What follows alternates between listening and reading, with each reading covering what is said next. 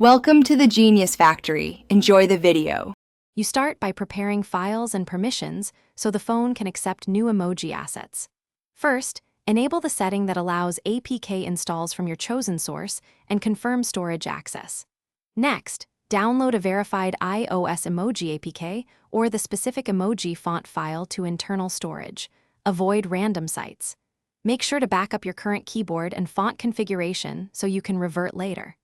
Once done, you're ready to move into installing the font and switching the keyboard. Install the emoji package and apply it so apps display the new icons.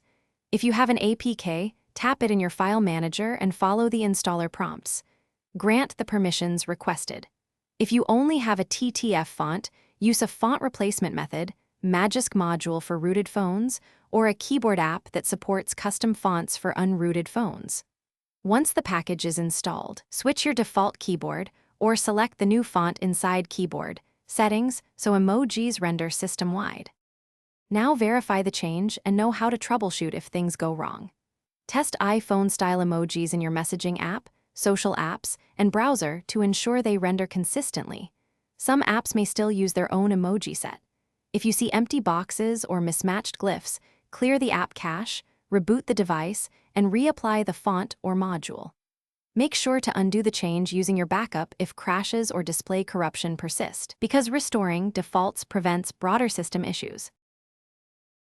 Thanks for watching. If you found this helpful, don't forget to like and subscribe.